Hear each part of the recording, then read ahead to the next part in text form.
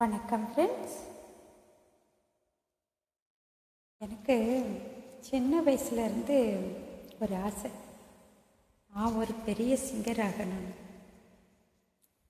ஆசைப்படுறது தானே, நடக்குதோ இல்லையோ, பிடிச்ச விஷயத்த ஆசைப்படுறது தப்பு இல்லைல்ல.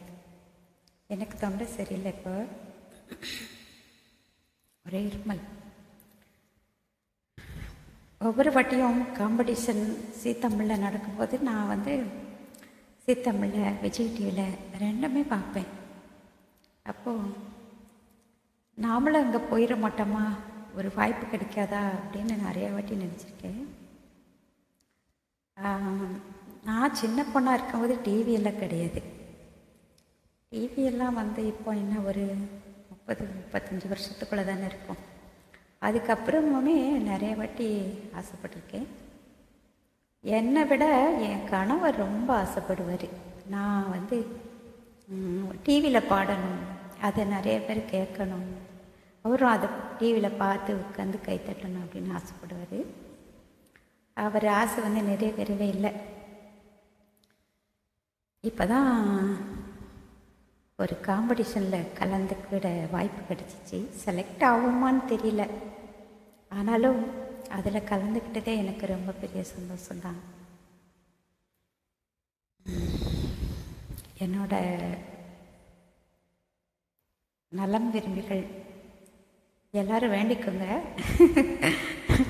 அடுத்து நான் 2வது காம்படிஷனுக்கு போவேனான்னு தெரியல. எனக்காக நீங்கள் எல்லாரும் வேண்டிக்கோங்க.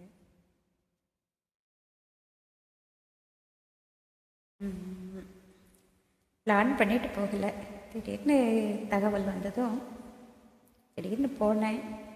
ஒரு பாட்டு ஏதோ வந்தது, பாடிட்டு வந்துட்டேன். தெரியல, பார்க்கலாம். திறமை இருந்தாலும் லக்கு இருந்தால் தானே கிடைக்கும். இங்கே எல்லோரும் எனக்காக வேண்டிக்கோங்க ஃப்ரெண்ட்ஸ், ஓகேவா? என்ன பாட்டு பாடலாம் இப்போ உங்களுக்காக? ஒரு பாட்டு,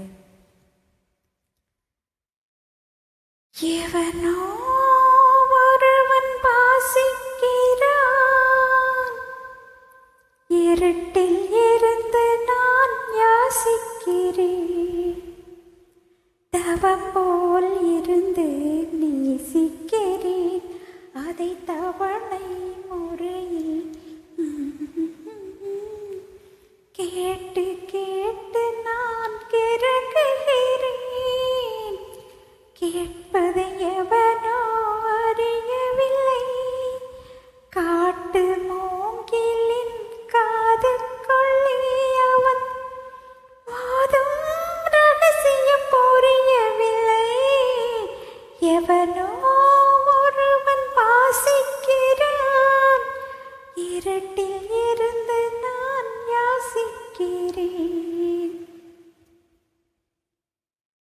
பொல்லா குழலே பூங்குழலே, நானும் நீயும் ஒரு சாதி, உள்ளே உருகும் ஏக்கத்திலே, உனக்கும் எனக்கும் சரி பாதி, கண்கள் வருடும் தேனிசையில் என் காலம் கவலை மறந்திருப்பேன், இன்னிசை மட்டும் இல்லை என்றால் நான் என்றோ என்றோ இருந்திருப்பேன், எவனோ ஒருவன் வாசிக்கிறான், இருட்டில் இருந்து நான் யாசிக்கிறேன்.